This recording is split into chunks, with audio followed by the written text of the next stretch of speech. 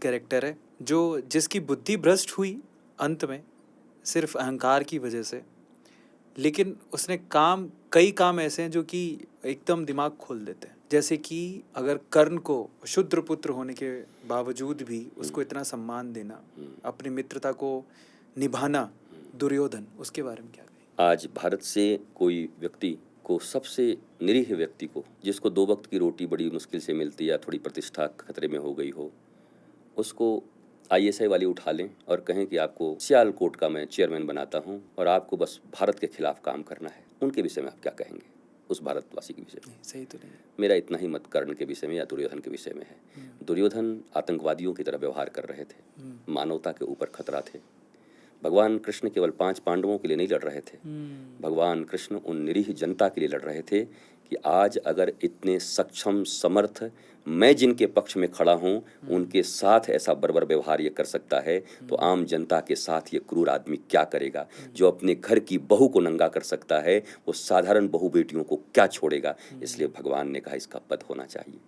तो मुझे लगता है कि वैसे व्यक्ति के साथ मित्रता करके सिर्फ एक अंग देश का राजा और 5 मिनट के लिए इज्जत बच गई, ईगो का सेटिस्फैक्शन के लिए राष्ट्र को, धर्म को, मानवता को बलि पे चढ़ा दिया।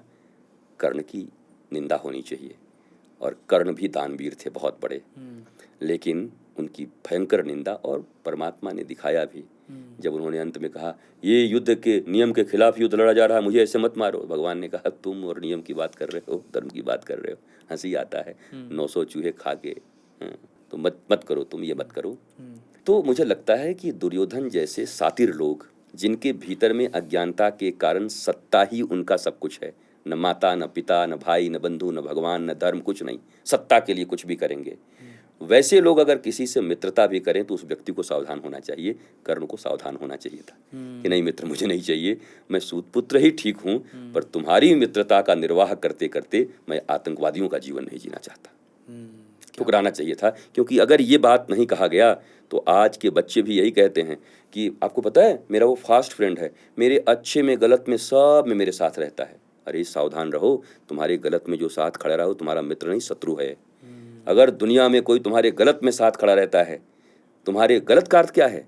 हम गलत भावना रखे हुए हैं, धर्म के खिलाफ काम कर रहे हैं, राष्ट्र के खिलाफ काम कर रहे हैं, और कहे हमारा दोस्त हमको साथ दिया तो भी आतंकवादी है, फिर और क्या है? 120 भी जैसे लगता था षड्यंत्रकारी है।